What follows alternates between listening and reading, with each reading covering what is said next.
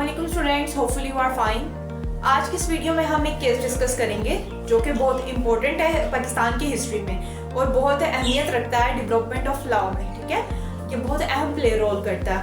अच्छा, ये जो केस है ये है नुसरत भुट्टो, ठीक है, और ज़ियाउल हक के दरमियान। ठीक है, इन दोनों का ये केस होता है। नुसरत भुट्टो जो है ना, वो एक्स प्राइम मिनिस्टर, जो कि पाकिस्तान के एक्स प्राइम मिनिस्टर हैं जुल्फ़िकार अली भुट्टो, उनकी ये वाइफ है। ठीक है, और इन्होंने ज़ियाउल हक पे केस किया था।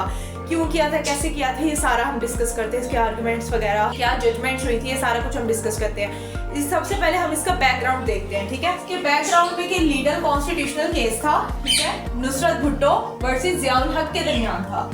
इसमें ना जो जुल्फ़िकार अली भुट्टो है ना, जो कि ये नुसरत भुट्टो के जो है हस्बैंड है, इन्होंने ना इलेक्शन कंडक्ट किए थे। 1977 में इलेक्शन हुए थे। ठीक है, फिर ना इनके ऊपर ना एलिगेशंस लगाए गए थे। इन पे एलिगेशन लगाया गया था कि इन्होंने ना चीटिंग की है। इनके ऊपर एक और एलिगेशन ये भी लगा था कि इन्होंने ना मुदाखलत करने की कोशिश की है। ओके, तो ये सारे एलिगेशंस वगैरह लगाए थे और ये किसने लगाए थे, उस टाइम की ऑपोजिट पार्टी ने। ठीक है, एक साइड पे जुल्फ़िकार अली भुट्टो थे और जो उनके ऑपोजिट पार्टी थी ना, उन्होंने इनके ऊपर एलिगेशंस लगाए थे। और इनके जो ये वाले इलेक्शंस है ना, इनको इन लोगों ने रिजेक्ट कर दिया था। और फिर इसके साथ साथ इन्होंने इनके खिलाफ एक मूवमेंट स्टार्ट कर दी थी, जिसको कहते हैं, जिसको मतलब कहा जाता है हिस्ट्री में एंटी जुल्फ़िकार भुट्टो मूवमेंट। ठीक है, ये मूवमेंट भी इनके ऊपर चलाई गई थी और इस दौरान बहुत प्रोटेस्ट, बहुत एहतजाज वगैरह हुआ था और जो है मुल्क के हालात काफ़ी ख़राब हो गए थे, अफरा तफरी फैल गई थी, बहुत ज़्यादा इनको ना मुश्किलात का सामना करना पड़ा था। जैसा कि हम सबको पता है कि फिर जब मुल्क के हालात ख़राब होने से तो फिर मार्शल लग जाता है और जो कि चीफ आर्मी स्टाफ लगाते हैं। ठीक है, तो ऐसे ही हुआ था, प्रोटेस्ट वगैरह और जब चाउस फैल गया था, अफरा तफरी फैल गई थी, फिर ज़ियाउल हक, जनरल ज़ियाउल हक, जो कि चीफ ऑफ आर्मी स्टाफ है, ठीक है, इन्होंने मार्शल लॉ लगा दिया था। मुल्क में इन्होंने मार्शल लॉ लगा दिया था। कब लगाया था, 5 जुलाई 1977 को। ओके, इन्होंने जब मार्शल लॉ लगाया था ना, तब जो कॉन्स्टिट्यूशन है ना, इसको ना सस्पेंड कर दिया गया था।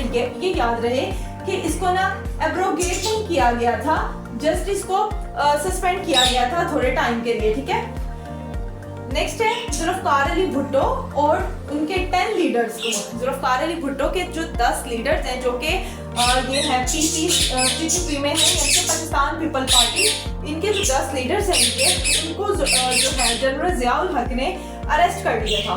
इन सबको अरेस्ट कर लिया था जुल्फ़िकार अली भुट्टो ने, और तो और बाद में इनको डिटेन कर दिया था। डिटेन करके इनको प्राइवेट कस्टडी में रख दिया था अपनी। ओके, ये इसका बैकग्राउंड था। अब इसका नेक्स्ट केस स्टार्ट होता है।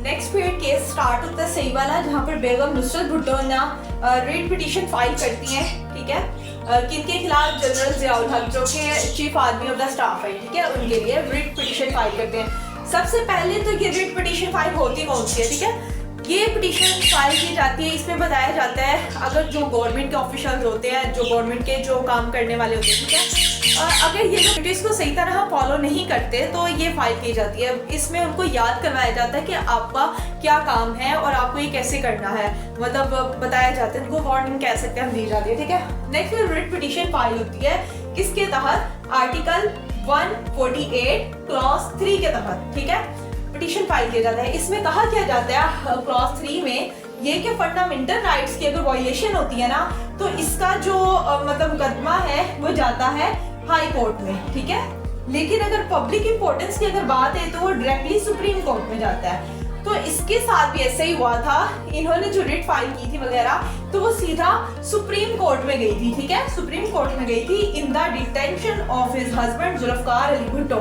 ठीक है, कि इनके हस्बैंड जो है उनको डिटेंशन कर दिया गया था इस वजह से। अब नेक्स्ट आर्ग्यूमेंट्स आ जाते हैं कि पार्टीज ने कैसे कैसे आर्ग्यूमेंट्स किए थे। ठीक है, एक पिटीशन और डिफेंस। जो पिटीशन है ये नुसरत भुट्टो की तरफ से है, ठीक है, और जो डिफेंस ये आर्मी की। ओके, मतलब ये जो है chief of the army staff जो है ज़ियाउल हक। ओके, पिटीशन में इन्होंने केस लड़ा था याहिया बख्तियार ने और डिफेंस में AK ब्रोही ने। ओके, सबसे पहले तो याहिया बख्तियार कहते हैं 17 अक्टूबर को कि ना जो है इन्होंने ज़ियाउल हक ने जुल्फ़िकार अली भुट्टो की हुकूमत को, मतलब इन्होंने इसलिए अरेस्ट किया है, मार्शल लॉ लगाया है, ताकि जो PPP है यानी कि पाकिस्तान पीपल पार्टी, ये इलेक्शन में हिस्सा ना ले, ठीक है। इन्होंने मतलब इस तरह से बताया कि इन्होंने गलत इरादे से जो है इनको अरेस्ट किया, मार्शल लॉ लगाया ताकि वो हिस्सा ना ले पाए, इलेक्शन वगैरह ना हो वगैरह, इस तरह की बातें की।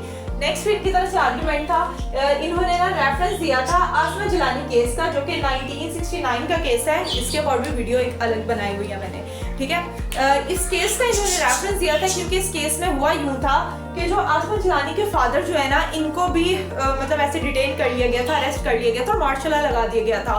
तो फिर इन्होंने जब केस फाइल किया था तो फिर ना अदालत ने, सुप्रीम कोर्ट ने कहा था कि जो मार्शल लॉ लगा है ना, ये वक्त मतलब इन्होंने गलत तरीके से लगाया, ठीक है। तो मार्शल लॉ को इलीगल उन्होंने कहा था और इनके फादर की भी रिहाई हो गई थी, ठीक है, उनको भी छोड़ दिया गया था। तो इन्होंने इसीलिए इस केस का रेफरेंस दिया है कि अब भी उसी तरह की सिचुएशन है कि उनको अरेस्ट कर लिया गया और मार्शल लॉ लगा दिया गया, तो इन्होंने इसलिए रेफरेंस दिया था ताकि इस केस की तरह इनको भी ऐसे ही हो कि मतलब मार्शल लॉ को इलीगल डिटेन कर दिया जाए। नेक्स्ट है चीफ ऑफ आर्मी स्टाफ, ठीक है। इन्होंने ना फिर आगे से ये कहा था बख्तियार ने कि 1973 जो कि हमारा कॉन्स्टिट्यूशन ऑफ पाकिस्तान है, इसका जो आर्टिकल 6 है, आर्टिकल 6 में मतलब है हाई टेररिज्म, जिसमें गद्दारी का होता है, ठीक है, केस वो है। मतलब आर्टिकल 6 में बताया जाता है कि किसी के पास भी इतनी पावर नहीं है कि वो मार्शल लॉ वगैरह लगा सके, ठीक है, और इसकी पनिशमेंट होती है, he should be punish death penalty, ठीक है। इसमें इन्होंने बताया था कि किसी के पास मतलब इतनी पावर नहीं है कि वो लगा सके, तो इन्होंने क्यों लगाया चीफ आर्मी ने। नेक्स्ट फिर डिफेंस की तरफ से जो आर्ग्यूमेंट्स हुए थे वो ये हुए थे कि इन्होंने कहा था ब्रोगी ने कि 200 केस की तरह, मतलब इन्होंने जैसे आसमा जिलानी का रेफरेंस दिया ना, इन्होंने रेफरेंस दिया था 200 केस का, ठीक है, जिसमें डील किया और इन्होंने कहा था कि डील किया जाए अकॉर्डिंग टू 200 केस के, हमारा केस भी उस तरह से किया जाए।